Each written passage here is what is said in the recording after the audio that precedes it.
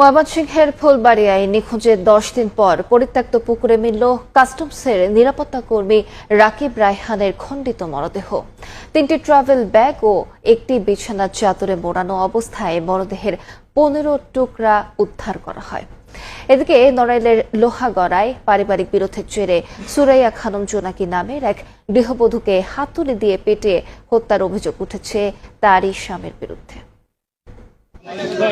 পরিত্যক্ত পুকুরে ভেসে ওঠা ট্রাভেল ব্যাগকে ঘিরে তৈরি হয় কৌতূহল। তল্লাশি চালিয়ে একে একে তোলা 3 ব্যাগ খুলতেই বেরিয়ে আসে মরদেহের 15 খণ্ড। দেহের খণ্ডাংশ ছিল একটি বিছানার চাদরে মোড়ানো অবস্থায়ও।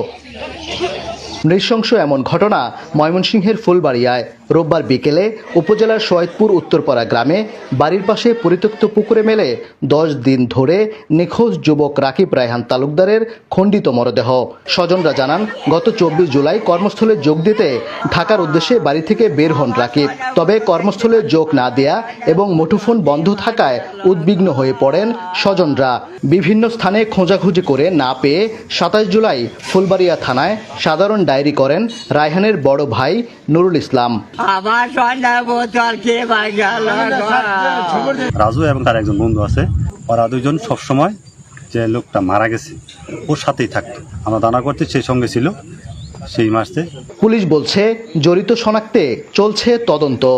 হাল করেছি এবং এর সাথে আনুষঙ্গিক যে সমস্ত যে তথ্য উপাত্ত যেগুলো আছে আমরা এগুলো কাজ করছি। আশা করি খুব দ্রুত আমরা ঘটনা উদ্ঘাটন করতে পারবো ইনশাআল্লাহ। এদিকে নড়াইলের লোহাগড়ায় পারিবারিক বিরোধের জেরে সুরাইয়া খানম জোনাকি নামের এক গৃহবধূকে হাতুড়ি দিয়ে পিটিয়ে হত্যার অভিযোগ উঠেছে তারই স্বামীর বিরুদ্ধে। রোববার বিকেলে ঢাকা মেডিকেলে চিকিৎসাধীন অবস্থায় ওই গৃহবধূর মৃত্যু হয়। ওবায়দুল হক, সময় সংবাদ।